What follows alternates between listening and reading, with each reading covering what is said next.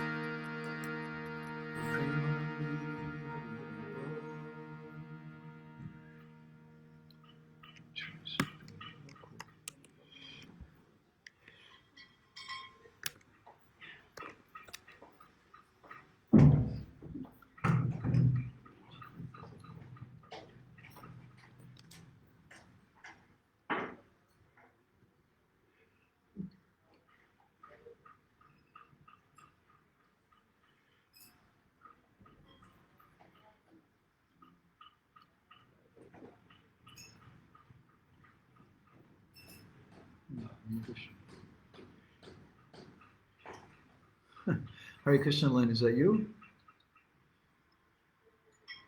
I think so. Hare Krishna, nice to see you. So, reading from Srimad Bhagavatam, Canto 3, Chapter 29, which is entitled Explanation of Devotional Service by Lord Kapila. We're reading on text number 8.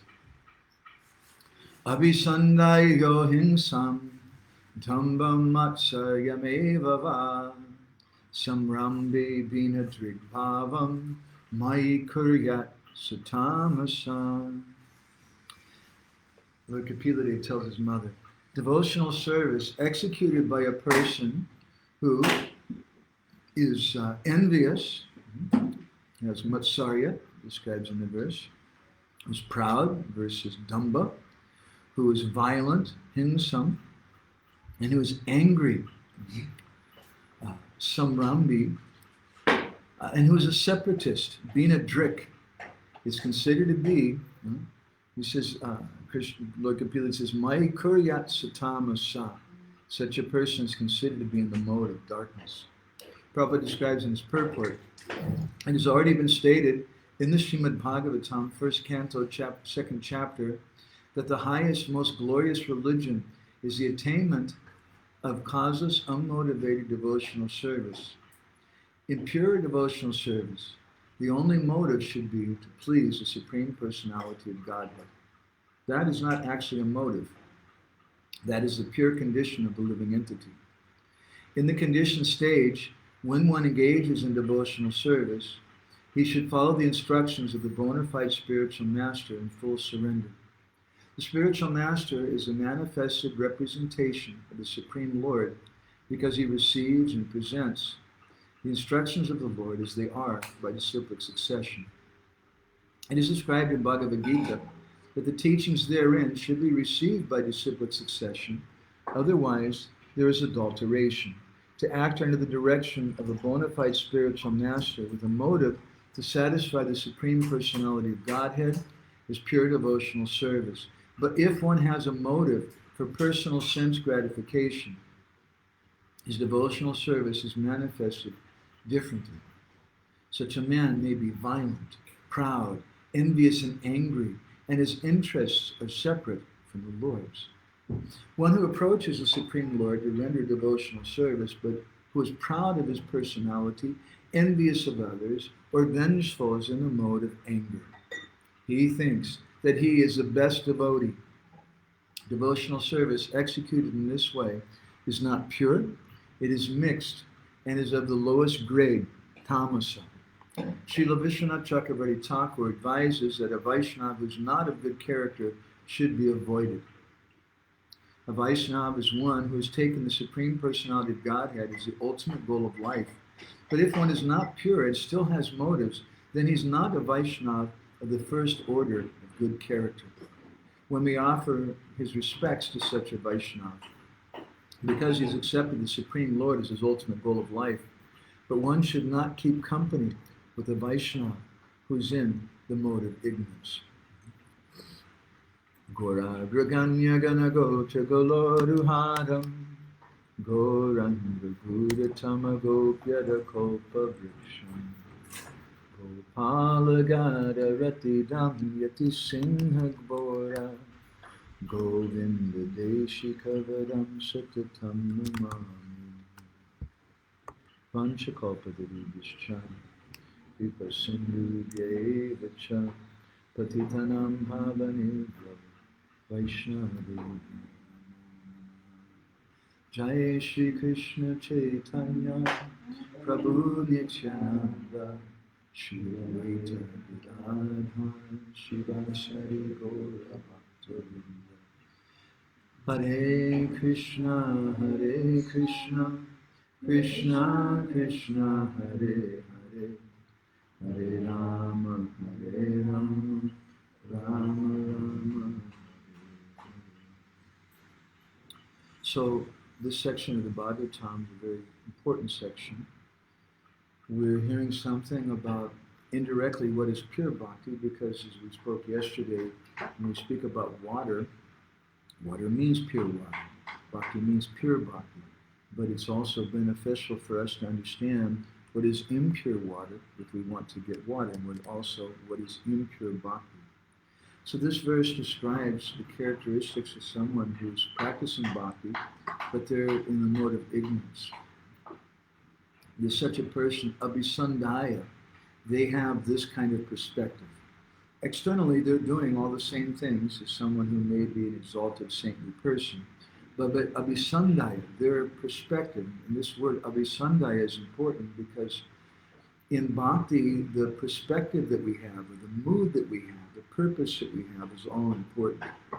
So here's being said, abhisandaya hinsam dambam matsaryam eva va sambrami bhina drigbala mayi kuryat satam sam. That someone has this perspective. They're doing bhakti, but they have a motivation of violence. They have a motivation of pride and envy. They're a very angry person. And being a drik, which Prabhupada translates is a separatist. Bina means to be separate.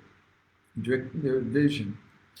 Jiva Goswami quotes this verse in his Bhakti Sandarbha, and he comments on it there, that having a decision, a visandaya, having an inclination for violence, being angry, sambrami, such a person who has those qualities, he can't see the suffering and happiness of others as his own. So he's Binadrik. He's a separatist. Whereas someone who's a saintly person, when he sees another person who's very unhappy, they also feel unhappy. When they see someone else who's feeling happy, they also feel happy. But someone who's Binadrik, who's a separatist, who doesn't appreciate their suffering and happiness, Jiva Goswami says they have no compassion. In his Krama Sandarbha commentary on this verse, Jiva Goswami explains it again, that such a person has limited vision, and therefore he's Binadrik. Vishwanath Chakravarti Thakur quotes several verses from the Brihan Naradiya Purana to describe these kind of persons who are sambrami, very angry, who are Binadrik, who are separatists. They don't see the happiness and distress equal in themselves and other persons. And they perform bhakti, but they're doing it in the mode of ignorance.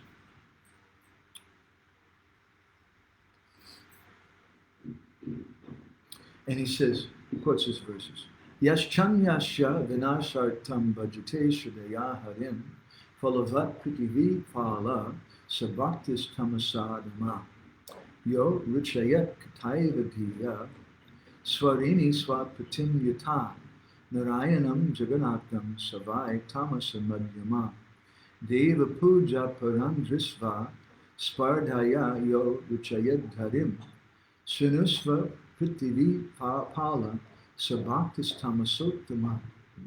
This verse describes someone who's a tamasa bhakta, or someone who's in the mode of ignorance. And he says that such a person is like a prostitute, and they worship their Lord with a cheating mentality. Why is it a cheating mentality? Because someone who's actually a devotee of the Lord loves everyone who the Lord loves. And the Lord naturally loves everyone. And so if we also don't appreciate other persons, if we're envious of other persons, and especially of other devotees, then we're like a prostitute who's just cheating. We're doing something, but we're just doing it for our own motivation. We're expressing love, but our so-called love is really for our benefit, so we get some wealth in exchange. He says someone who's like a prostitute they worship, they have tamasa bhakti of medium grade. Someone who has faith in the Lord, but they're worshiping the Lord with faith, but their purpose is to destroy someone else. They have tamasic bhakti of a low grade. And someone who worships the Lord in a competitive mood after seeing the worship of the devatas, they have tamasic bhakti in the highest way. In other words, that's the best type of tamasic bhakti.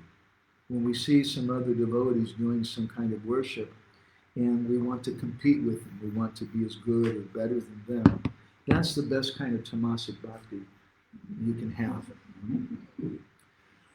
And a medium grade is someone who's worshiping the Lord with a cheating mentality, as we discussed. Or the lowest grade is someone who's worshiping the Lord, but they want to destroy someone else. Srila Prabhupada spoke about this on a number of occasions because it's not such an easy thing to have an international society of Vaishnavas in this world.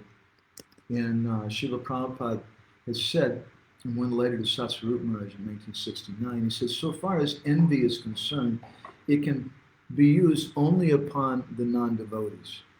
In the transcendental world, a devotee is never envious of another devotee on account of his excellence. But on the contrary, if a devotee finds some excellence in another devotee, he eulogizes that devotee, admitting his own subordinate position. Although in the spiritual world, there's no such concept of subordination, still devotees, on account of being very humble and meek, think that way. In the material world, the same thing is expressed in a perverted form. But in the spiritual world, to accept one's inferior position does not mean envious mentality upon the other. Unhappiness experienced by a devotee on account of feeling himself inferior is not unusual. Rather, such mentality is imperative to further development of devotional service. And there's an interesting letter also Prabhupada wrote to our friend Krishna Das in 1972. Regarding your questions, you say that amongst the elder disciples, there are still symptoms of greed, anger, strife, bickering, etc. Prabhupada says, but you are one of them. You are one of the older students, so you fall in that group. So the fighting is among that group, but not amongst the real workers. There was fighting amongst the gopis also. So we cannot expect that there will be some utopia without fighting. Even in the spiritual sky, there's transcendental greed, lust, envy like that. But that is transcendental. Even if there is a little fighting, why should you go away? We should never give up our duty. My godbrothers always discouraged me, but I did not give up. I'm doing my duty, and I'm always keeping my spiritual master in front. Even if there's some difficulty or hardship, or even if my godbrothers may not cooperate, or there may be fighting, still I must perform my duty to my spiritual master and not become discouraged and go away. That is weakness. So, Prabhupada speaking here about bhakti in the mode of ignorance. And it's a common thing, as Prabhupada is speaking about in this letter. We see even in the spiritual world there's some competition, as Prabhupada said, there's some transcendental greed, lust, and envy. But that kind of greed, lust, and envy is not selfishly motivated. Sometimes they're envious because they see someone else serving Krishna better. But that envy they have is not because they want more recognition for themselves. Their envy is they want to give more pleasure to Krishna. It's completely different than the envy in this material world. Jiva Goswami defines envy in Bhagavad Sandarbha. Phala kamukasheva parukar sasahanam matsara. He says it means matsarya or envy. He says matsarya means an envious person who desires the fruit of his own work and can't tolerate others' good fortune. And Bhakti and Jiva Goswami then quotes a famous verse from the Bhagavatam, Dharma projita kaitavocha to paramo nirmatsaranam satam vedyam. That this Bhagavad Dharma, it's only understood by persons who are nirmatsara, who are free from envy of other persons. If envy is there, they can't understand Krishna, even if they're performing bhakti. It's described in the Bhagavatam that sometimes there are people who worship the Lord, who meditate on the Lord, but they're doing so in the mode of ignorance. In the 29th chapter, the 10th canto, text 15, it says, Kamam krodam bhayam sneham aikyam soridameva cha nityam haro vidadato yanti tan mayatam hite.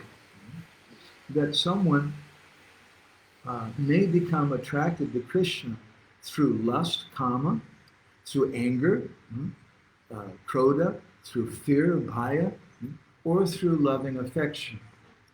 But such a person who becomes, who meditates on the Lord and becomes attracted to Him, even in a negative way, like sometimes some people, they're very attracted to criticize other people, and they're just always completely thinking about that person. One politician is always criticizing another politician. You can only think of that politician.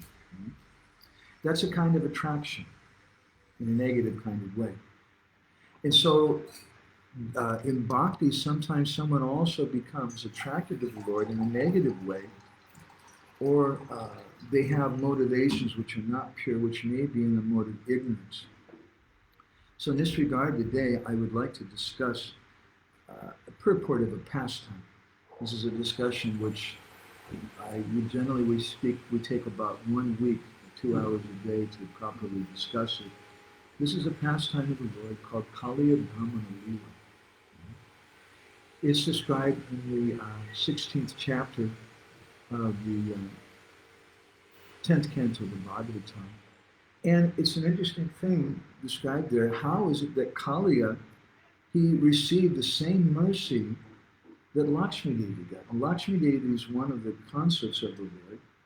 And Kaliya, for those of you who don't know, was a great snake who lived in the Jamuna River and who murdered all the cows and all of Krishna's cowherd boyfriends, who killed them by dint of his poison that he had in the Jamuna River. And Krishna later came and danced on the hoods of Kaliya and then drove him out of bread. It's a very famous pastime, and you see many paintings and things of this Kaliya Damana Leela. But Bhaktivinoda Thakur has described that there's a great purport to this Kaliya Damana Leela. In his Chaitanya Siksamrita and Krishna Samhita, he describes in Krishna Samhita in chapter 4, he says, Kuratma Kaliya Sagpa Salilam Chiddivatmakam Samdusha Yamanam Papo Harana Lanchito Gata. That the Kaliya snake is a personification of malice, Kuratma, or wanting to hurt other people. He's Kuratma Kaliya, and this is his nature. He polluted the waters of the Jamuna, which are spiritual liquid. Chid Drivatmakam. The phrase Chid Drivatmakam will come back to. It's an important phrase. He says that the Lord tortured and banished him. Now, in his explanation of Kaliya Damana Leela in the sixth chapter of his Chaitanya Siksamrita, Bhaktivinoda describes Kaliya as the 10th obstacle and grudge. In other words, saying that we want to go to Vrindavan, and on our pathway to Vrindavan there are different obstacles. And those obstacles are represented by the 9 nittic or temporary leelas. And they represent different obstacles, different things. And this Kaliya Damana Leela, he says, Abhina Kalata, Parapakarita, Krurata, Jive Doya Sunyata Durikarana. Very, very deep purport to it. He says that Kaliya Damana Leela represents Abhimana Kalata. Abhiman means some attitude. He has this attitude. And he's Kalata. He's wicked. Parapakarita. He endeavors to hurt others. Kurata. He's cruel. And Jiva Doya Sunyata Durikarana. He's devoid. Jiva Doya Sunyata means he has no compassion for the jivas. Durikarana means to remove or make distance. In that sense, it's a synonym for what we're speaking about today, being a drik, a separatist. He's a separatist in the same way that Jiva Goswami and Vishnu Chakravarti Thakur described him. He has no compassion for the living entities. We thought about this pastime very deeply some years ago, and we did some research on it. I'd like to share a few of the many things that we found on it. First of all, we didn't find any other acharya speaking about Kaliya Damana Leela in the way that Bhaktivinoda Thakur did. And so then someone may have a doubt. They may consider perhaps he's just making something up. But when you consider even the meaning of the words, according to the Sanskrit, we can see what Bhaktivinoda Thakur is meaning. So first of all, what is the meaning of the word Kaliya? Kaliya iti Kalaiya. The word Kaliya is a compound word of 2 words, Kala and Iya. Okay, so we're getting a little closer. What is the meaning of Kala? According to the Sanskrit dictionary, Kala has a number of meanings. We'll cite 5. It means a black color. That's the first meaning. Second meaning is Kala means a kind of black poisonous snake. The third meaning is night, darkness. A fourth meaning is iron. And a fifth meaning is that Kala means abuse, criticism, defamation of someone else. This is excuse me?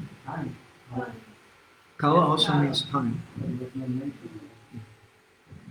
Kala there was like a black snake. The time is like a black snake. And the suffix iya, excuse me. Yeah, and so is also, these words were described as also Kala, with the long head. It's not Kaliya, it's Kaliya.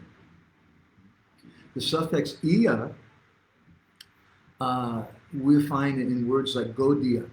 What does the word Gaudiya mean? Iya means, it gives a sense of belonging to. So someone who's a Gaudiya Vaishnava, it means someone who belongs to the place Gaudadesh. So Kaliya then means someone who possesses or has these kind of qualities. He's black, he's just like the night, he's a poisonous snake, he's like iron, which is the age of Kali, and he's like criticism. The meaning of Dhamana, according to the dictionary, it has several meanings also. Dhamana has two primary meanings. It means to tame or subdue, to overpower or punish, but it also has another more positive meaning, which is to be self-controlled, to have self-restraint. The word hrada, because Kaliya Dhamana Leela, so Kaliya Dhamana Leela means to subdue this black snake or this criticism and things. Or it means to self-control, to control our own criticism and things. The word hrada is significant also because Kaliya was living in a place called Kaliya Hrada. And hrada means a lake, a large piece of water. But it has the same beach dhatu in Sanskrit as hrida, or heart. Just as we were reading from Bhakti, he says, Chid Dravatmakam, that the Jamuna's water, a spiritual liquid personified. A similar statement's there in the Harivamsa Purana, in the 11th chapter, text 56. Tadasya sarpa rajasya kartavyo nigraho moya yateyam saridam bodha bhavechchiva jalasaya. Bhaktivinoda uses the same word, chid, meaning transcendental or auspicious. But this is the thought of Krishna in Harivamsa. He says, I must destroy this king of serpents, Kaliya, somehow or other, so that this lake, which supplies water to the residents of Jamuna, the residents of Vrindavan, can again become their shelter. So the Jamuna is the life of Braj, both literally and figuratively. Because water is everyone's life, we need water to live. But the Harivamsa Purana describes it as Chiva Jalasaya. It's the health or life-giving water. And Kavi Karnapur, as Ananda Vrindavan Champu, has commented about Kaliya in a very interesting way. He says, Jamunaya Hrid Rog, that Kaliya was a heart disease in the Jamuna. So he's a heart disease for the Jamuna, but he's also meaning that he's a heart disease for the residents of Vrindavan. Now, we would like to consider several different points. If we say so many bad things about Kaliya, then how is it that we understand that he got the same kind of mercy, actually even better mercy, than Lakshmi Devi? We don't hear about the Lord putting his feet on the head of Lakshmi Devi. She gets to massage his feet.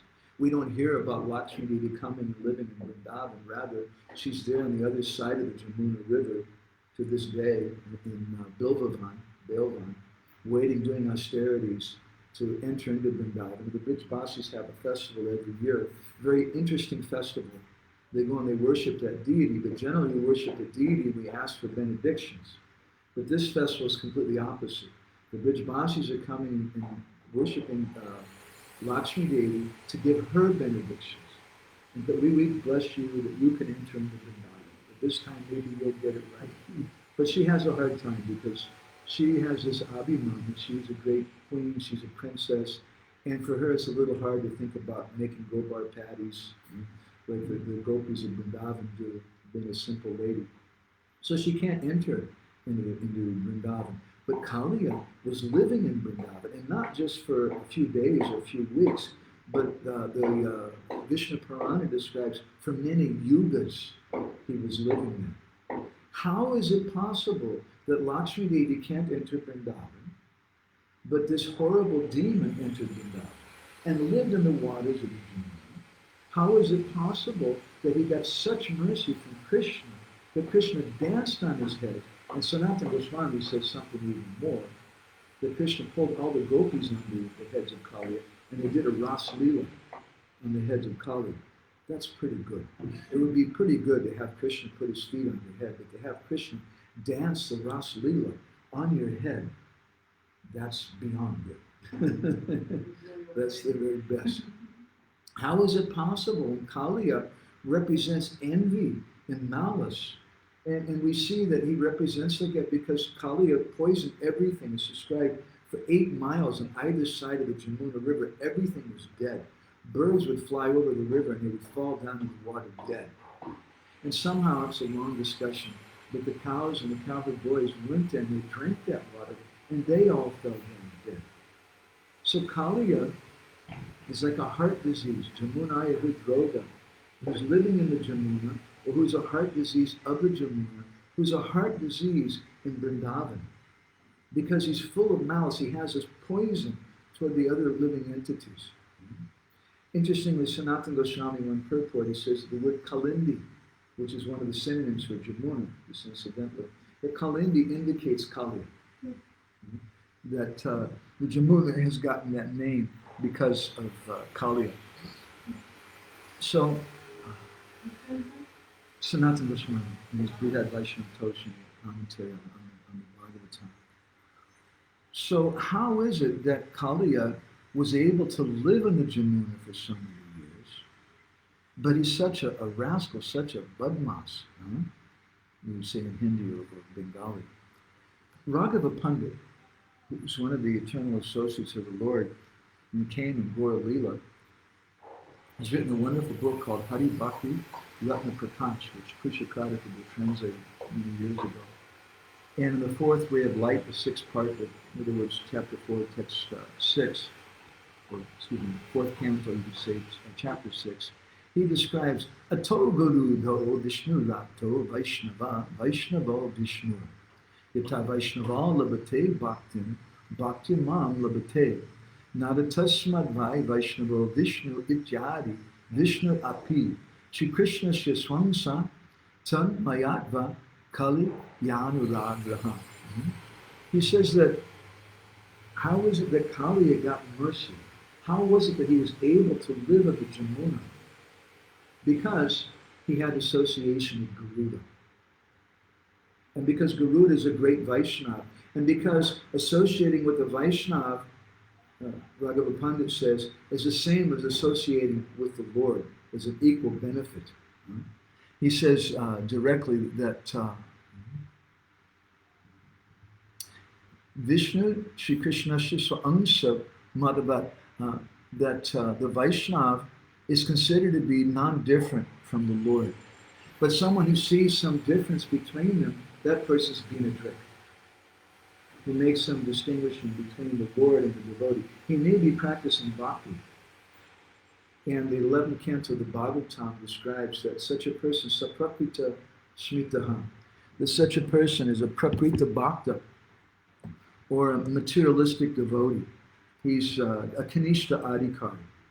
Because what is his symptoms? Archayami vahare pujam yashadayeti. He's worshiping the Lord, but the tad bhakti suchanyeshu. He's a binadrik. He sees some difference between the Lord and the devotees. He sees some difference between, oh, these are devotees in my family. These are disciples of Gaudiya Maharaj, they're good. These are ISKCON devotees, they're good. And these are Gaudiya, not devotees. Oh my God, these are Babajis. Well, very, very bad. That's binadrik. And such a person, their bhakti is in the mode of ignorance. We should see and respect all the devotees. And it said, Natad Bhakti Suchanyeshu. If someone doesn't appreciate the devotees and they don't appreciate other living entities, so Bhakta Prakrita Smita. They're Prakrita Bhakti. They're not actually in connection with something spiritual. Therefore, they're binadrik. So, because the Lord and his devotees are equal, Raghava Pandit says, that Kaliya's constant meditation on Garuda, he was very afraid of Garuda. As we discussed, that someone may be meditating on the Lord out of fear or out of anger, but still they get so much benefit. And because the devotee is non-different from the Lord, the pure devotee is non-different from the Lord, or to the extent of their purity, they're non-different from the Lord. Kali was meditating always on Garuda. He was very afraid of Garuda. Garuda, for those of you who don't know, is the Lord's wing carrier, and he had a big fight with Kaliya. Garuda is an eagle, and Kaliya was a great snake. So they had some enmity, there was some fighting between them. And Kali was always afraid of Garuda. It's a long story, which is a very essential point of this pastime. But I'm not going to go so much into that today. But it's interesting, in Jaiva Dharma, Bhakti Vinod speaks about different sevaks or different servants of the Lord. And he says these servants, one category is called ashrita. Ashrita is someone who's taken shelter, ashraya. And he says there's three kinds of ashrita sevaks. The first is sarnagat, someone who's surrendered. The second is gyani, who's a wise philosopher. And the third is seva nishta, someone who's intent on serving. And then he gives an example of the sarnagat is Kaliya. Kaliya is an ashrita sevak. Because he took shelter of the Lord. So he's a devotee. But how is it that he is considered to be such a nasty personality, such a demon? How is it then that he was able to live in the Jamuna? In the Brahma-Vaivarta Purana, in the 4th canto, chapter 19, there's some clue about this. In text 81, it said there's a conversation between Kaliya and Krishna. And after Krishna danced on the hoods of Kaliya and beat some sense into his head, then Kaliya began to offer prayers to the Lord. And amongst those prayers, he said the following: Samprapyatvan manum brahma anantad yavadevahi tava tvad bhavanedaiva tvad vargoham anugrahat. He says that by your anugrahat, by your mercy, I've become part of your family, Krishna. Kaliya. How did he become part of Krishna's family? He says, Samprapyatvan manum brahma ananta dyavarivi, because Twan Manun, I got your mantra I was initiated into Krishna mantra. Kali was an initiated devotee before he came to Braj. He was initiated by Ananta Sesh. And perhaps this is a big discussion. This is one of the reasons we say that Balarama Vina Ramena is said in the Bhagavatam that when Krishna went that day to herd the cows and the Kaliya Damana Leela took place, Vina Ramena, Balaram didn't come. And there's several different reasons for it. But one reason may be because he didn't want to see his own disciple get beaten up by Krishna. That would cause some problem to his heart. And there's other more esoteric reasons. We're not going in that direction today. But Kaliya, he describes that he fought with Garuda. He's a devotee. He's initiated into Krishna mantra, but he's fighting with Garuda, trying to kill Garuda. Now you may ask a question. How is it that Kaliya survived fighting with Garuda? Garuda is more powerful than all the demigods put together. And it's described that when when Balaram heard that Krishna was dancing on the hoods of Kaliya, he laughed. And the Brijvasis were wondering, why is he laughing? And it was Jiva Goswami and Gopal Champa says one of the reasons he was laughing is he's thinking to himself that Krishna never plays with me when I manifest my form as Ananta Sesh. But this Kali is like an insignificant worm, and Krishna's playing with him. That's amazing. So he was laughing. So how is it that Kali was able to survive a fight with Garuda? So in the same Brahma-Vaivarta Purana, 4th canto, chapter 19, text 82, he explains to Krishna. He says, Mamcha bhaktam apakvam va vigyaya garuda swayam desha duram chanyakaram chakara dhida bhaktiman. Very interesting. He says, because I was bhakta purvakam, I was immature in my bhakti. And it's said there in the Brahma-Vaivarta Purana that he survived while he was fighting with Kaliya because he was meditating on his Krishna mantra. And because he was chanting his Krishna mantra, Garuda wasn't able to kill him. But Garuda defeated him because Garuda was a superior devotee. Again, in the Garga Samhita, there's another description about Kaliya, which gives us a little clue how it is that he could live in the Jamuna for so long. So one answer to our question He was able to because he was initiated by Lord Ananta Sesha. He was a devotee, and that's how, but he was a devotee in the mode of ignorance. So in the second canto of the Garga Samhita in chapter 13, there's a conversation between Narad Muni and some other personality. Narad Muni is explaining that previously there was a rishi whose name was Vedasira Muni, who was living in the Vindhya mountains, doing austerities there. And one day another rishi showed up. His name was Asvasira Muni. And he also came to do some austerities there, because that's what rishis do. And when Vedasira Muni saw him, he said, "Hey, what are you doing? You can't come to my temple. You can't come to my place. You belong to a different group. This is my place. You can't come here and do your austerities here." That's being a drink. Although he's practicing bhakti, he's doing some austerities for the pleasure of the Lord, although he's a devotee, he's a separatist. He sees something separate between himself and other persons. This is the nature of Kaliya.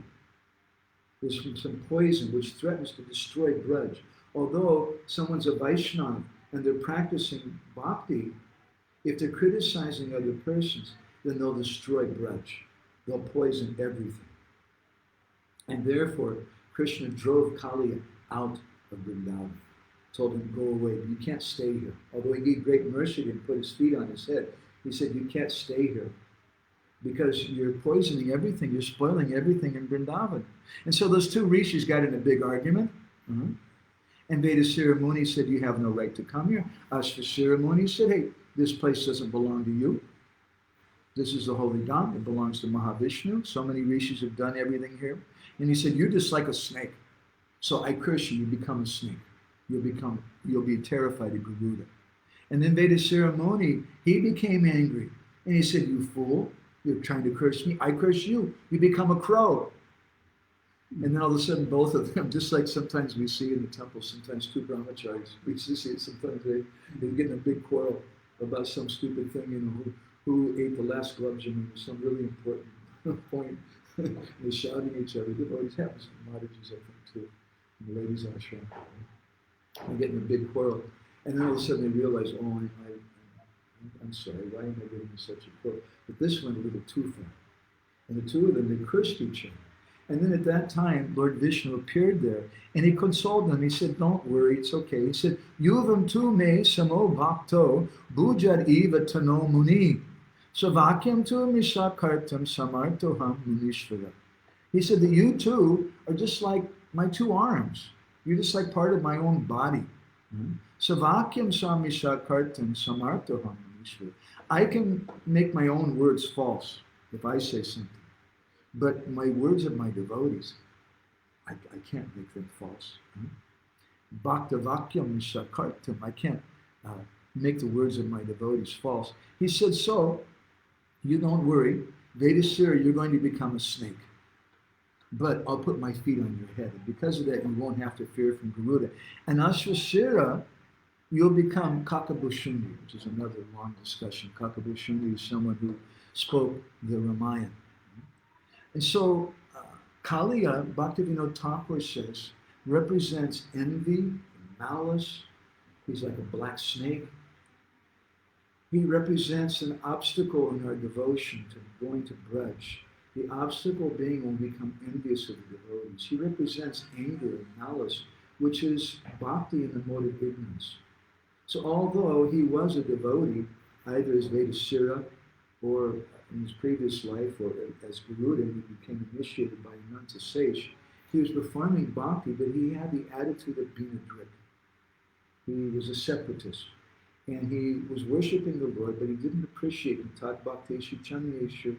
He didn't appreciate the Lord's devotees. And therefore, he was like a heart disease in Vrindavan. And so Krishna drove him out. And Bhaktivinoda Thakur makes an interesting point in one article. He says that if Kaliya is an example of someone who got great mercy of the Lord, and his example is given in several places in the Bhagavatam, as someone who got great mercy, if he got such mercy, then why did Krishna drive him away? When we gave some lecture about this some years ago at Govardhan, I was meditating very deeply on so many different points and things. But there was one thing I couldn't figure out. How is it that Kaliya really got mercy from the Lord, but the Lord drove him out of Vrindavan? That doesn't sound like mercy to me. That sounds horrific. And that morning I had my last katha to do, and I was walking chanting japa beside Giriraj before it. And I was thinking, what can I say? And I thought, anyway, I'll just raise it as a question to see what the devotees think. But then as I was walking, an answer came to my mouth. And I presented that answer to the devotees, and everyone was very satisfied. But I had a little doubt. So later, I went to speak to one of the greatest scholars in the Srimad Bhagavatam in our movement, who is His Holiness Radha Govinda Maharaj. And I asked him a simple question: how is it that mercy on Kaliya, how do we understand Kaliya got mercy and Krishna drove him out? And he gave the exact same answer that I gave. I said, yes. Very good. He said, in the same way that Srila Prabhupada brought his devotees to Vrindavan and told them, now go back to Vrindavan. In the same way, Kaliya was sent to Samanta Dweep. And what is he going to do when he goes there? Samanta Dweep is the place where he was from, Ramanaka Dweep, thank you. He's from Ramanaka Dweep. So when he goes home, he's been gone for several yugas, everybody's going to say, hey, yo, Kaliya, where have you been, man? How's it going? And what is he going to say? He's going to start speaking about Braj Leela. So there's a place called Vrindavan, and there's this amazing boy who's there, and he danced on my heads, and he's going to speak all of this. Now, who goes to Ramanaka Dweep every day for lunch? It's kind of like his fast food program. His name is Garuda. That's a long story. But Garuda is a non-vegetarian Vaishnava. Generally, Vaishnavas are vegetarian, but Garuda eats snakes. And so he goes there every day to eat a few snakes. So what's going to happen when he goes and he sees what's going on? There's a big assembly because everybody wants to hear about Kaliya. Everybody wants to hear this Krishna Katha from Kaliya. So Garuda is going to also sit down and listen. And so this is the opposite of being a drip. When everything becomes inclusive, when we share bhakti with other people, we don't hate other people. And so the word Kaliya iti Kaliya. Kaliya means a black snake who's very envious. If someone has these qualities and criticizes others, has so many meanings, but Kaliya has another meaning also. Kaliya, Iya, means one who belongs to Kala, or that black boy. Kaliya also means one who belongs to Krishna. And we see, although Kaliya was performing bhakti in the mode of ignorance, and he was driven out of Vrindavan, and Bhaktivinoda Thakur says, why was he driven out of Vrindavan? He says he was driven out because he didn't take shelter of the devotees, because he's being a drip. Although he was practicing bhakti, he was meditating on Garuda, he was meditating on the Lord, and although the Lord put his feet on his head and danced on his head, and although the gopis, along with Krishna, did the Rasa Leela on his head, Kaliya, because he was being a drip, he saw some difference between the devotees and the Lord. He wasn't able to stay in Vrindavan. And Bhaktivinoda says, therefore, that unless one takes shelter of the devotee, they can't stay in Vrindavan, even if they're practicing bhakti. So in this verse from Lord Kapila Dev, he's beginning to speak about devotional service in different modes of nature. And he says devotional service executed by a person is envious, proud, violent, and angry, and is considered, as a separatist, is considered to be in the mode of darkness. And Prabhupada writes in his purport that we can respect such a person. One may offer his respects to such a Vaishnava because he's accepted the Supreme Lord as the ultimate goal of life, but one should not keep company with a Vaishnava who's in the mode of ignorance. Such a person has to be driven out of Vrindavan. We can't associate with such a person. So we'll go ahead and stop there. Krishna.